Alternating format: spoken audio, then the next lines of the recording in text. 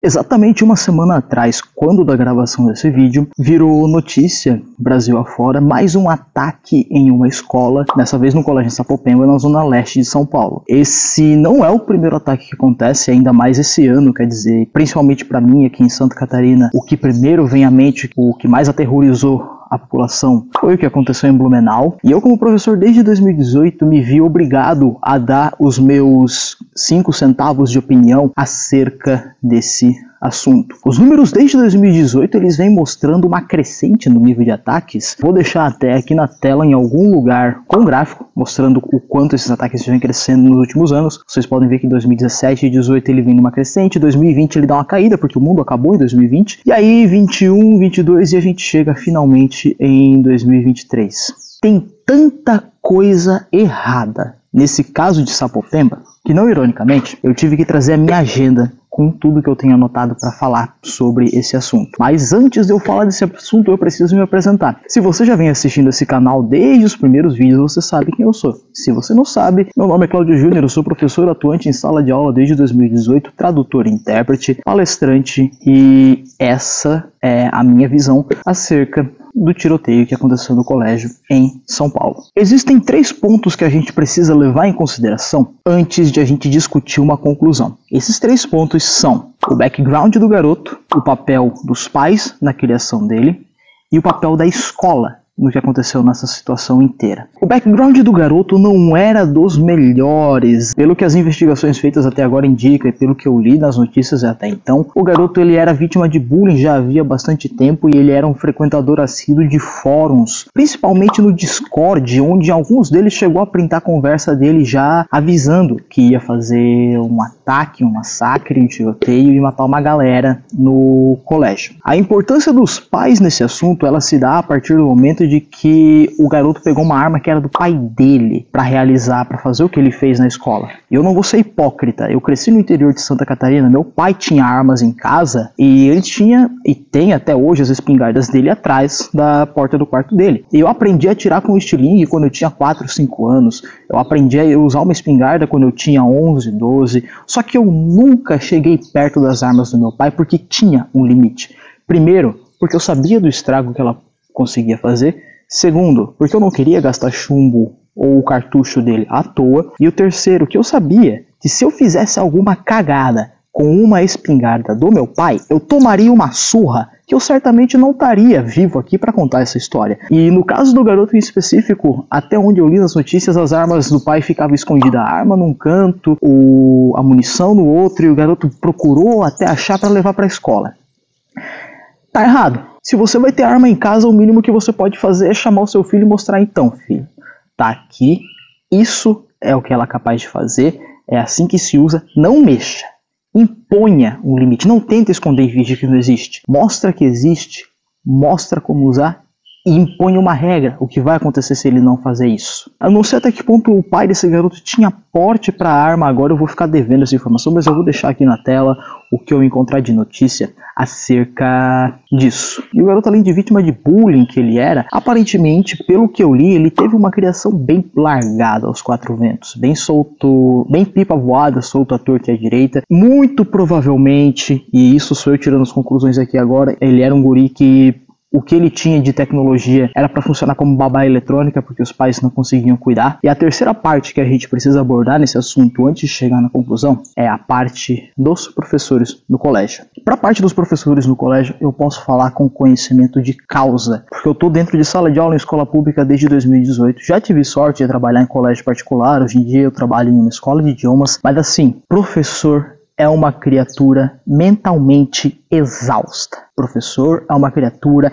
mentalmente doente e que muitas vezes não tem o mínimo de apoio psicológico para lidar com as situações que lhe são impostas. Eu sou um cara que eu já tinha alguns transtornos psicológicos antes de começar a dar aula, sempre sofri com ansiedade, síndrome do pensamento acelerado, e tá dentro de sala de aula sem acompanhamento psicológico nenhum foi uma coisa que me minou muito os meus 2 primeiros anos de carreira, principalmente no meu primeiro ano completo dentro de sala de aula. E eu tive que buscar acompanhamento psicológico na raça. Eu conheci professores aqui da região onde eu moro que 1/3 do salário deles era para pagar terapeuta e remédios para se manter no lugar. Então, a saúde mental do profissional docente, ela muitas vezes é completamente ignorada e colocada no lixo. Porque a gente tem que lidar muitas vezes com salas superlotadas, com sala com 25, 30 alunos. A gente tem que lidar com repetente, com cara de 16 anos numa turma onde a maioria tem 12, 13. A gente tem que lidar com criança mimada que chega para falar para você que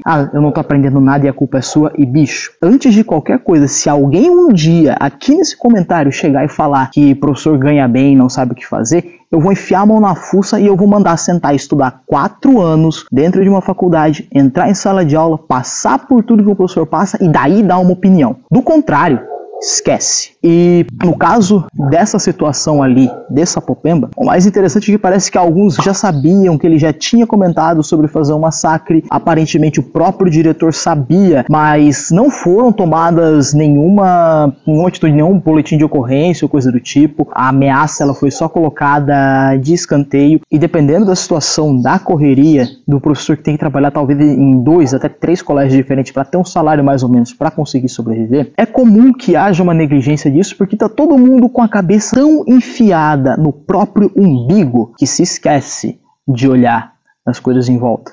E novamente, eu tenho a sorte e o privilégio de ter morado e trabalhado em locais mais pequenos, aonde o acolhimento era muito mais bem feito, aonde o acompanhamento psicológico era muito mais bem feito, aonde, por ser cidade do interior e basicamente todo mundo conhecer todo mundo, havia uma forma melhor, uma visão diferente sobre esse assunto. O que aparentemente não aconteceu lá em São Paulo. E cara, é triste ver tudo isso porque era um caso plenamente evitável. E assim, o pior de tudo é saber que em setembro foi negado pelo governo de São Paulo programas para terem psicólogo nas escolas e cara, meia hora de conversa, 1 hora de conversa podia ter salvado esse garoto e não ter deixado acontecer o que aconteceu. Porque para quem fala que terapia não funciona, a terapia não é um fim, ela é um meio para um fim. Ela é para você falar e botar para fora o que está incomodando a sua cabeça e alguém te aconselhar o que vai fazer. É simples desse jeito. E aí, se houver necessidade de intervenção com remédios ou com uma internação clínica, tem profissionais aptos para isso. E cara, para terminar isso, a única coisa que eu tenho a dizer é que eu tenho dó, eu tenho pena. Eu tenho pena do garoto que estava com um psicológico tão zoado a ponto de fazer o que fez, porque ninguém são da cabeça faz o que ele fez. Eu tenho dó da molecada que fazia bullying com ele, que acabou menosprezando e causando esse quadro nele, porque eu fui vítima de bullying por muitos anos. Eu vi a diretora do colégio que eu cresci estudando sendo muito negligente comigo. Isso me gerou danos psicológicos que eu tive que lidar por muito tempo. Eu tenho dó dos pais desse garoto, que agora vão ter um filho que vai ser considerado criminoso e que vão carregar a culpa por aquilo ali, vão se culpar por muito tempo pelo que o filho deles fez e eles não conseguiram evitar. Eu tenho dó das crianças que foram feridas e dos pais dessas crianças que estavam com ela no hospital. Eu tenho dó da família que perdeu um filho, um neto, para uma atitude idiota como essa.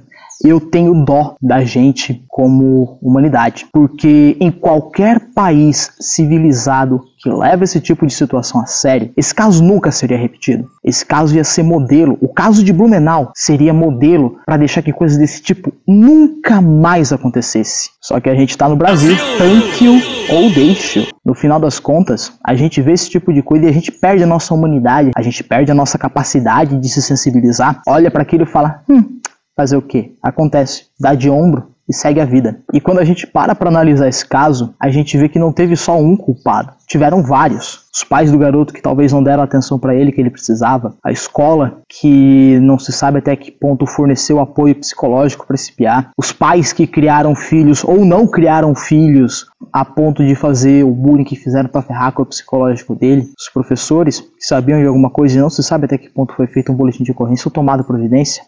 Nada disso. E aí quando a gente soma todos esses fatores e vê que não existem um culpado, mas vários culpados, ninguém é punido, ninguém é culpado. A corda vai estourar pro lado mais fraco. E o lado mais fraco foi aquele que pegou uma arma e entrou na escola. Eu acho que dá pra gente deduzir depois dessa que a gente nunca deve temer a ira do cara calado. Porque quando ele verbalizou pra fazer isso, aquela gota d'água antes do copo transbordar.